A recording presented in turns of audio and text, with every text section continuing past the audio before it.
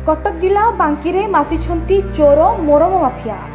जेकोसी सरकारी किंबा बेसरकारी रास्ता निर्माण कार्य रे ठिकादार माने मन इच्छा जेउठु पारुछंती सेठु चोरारे मोरम उठाई मन इच्छा बिक्री करने सहित मन इच्छा कार्य करुछंती। सेथिप्रति बांकी तहसील विभागर दृष्टि पड़ुनी ना ठिकादार एवं बांकी तहसीलदार को सला सूत्रारे चली एभली चोरा चालाण। खबर मुताबक बांकी तहसील अंतर्गत कंतपहरा पंचायत कार्यालय पछपटे चली रास्ता निर्माण कार्य। ठिकादार पंचायत कार्यालय पछपट पड़ियारू दिबा रात्रि खुलम खुला मोरम उठाई रास्ता कार्य करा जाउथिबा जणा जाइछि।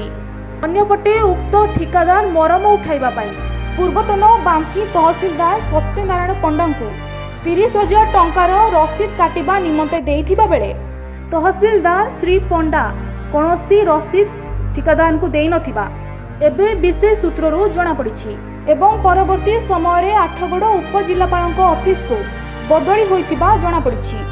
अन्यपटे अंशुपा कोल निकटवर्ती अंचल को चोर माफिया ठिकादार एवं तहसीलदार को सला सूत्रारे बिना सरकारी कागज पत्र रे शह शह ट्रिप चोरारे मोरम उठाई बाहर को चालाण करा जाइथिबा जणा जाइछि, जहा फल तहसील और लक्ष लक्ष टंकार राजस्व हानि होइथिबा जणा पड़िछि।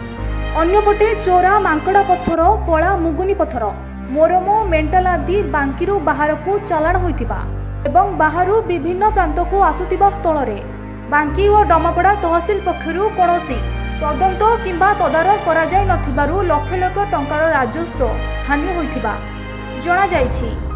एभली घटना संपर्क में बांकी तहसीलदार को बारंबार फोन माध्यम जोगाजोग संभव न हेबारु कटक एडीएमपीसी मिश्र को पचारिबारु कहिले बांकी जिलापाल सह आलोचना करी तदंत कराजिबो।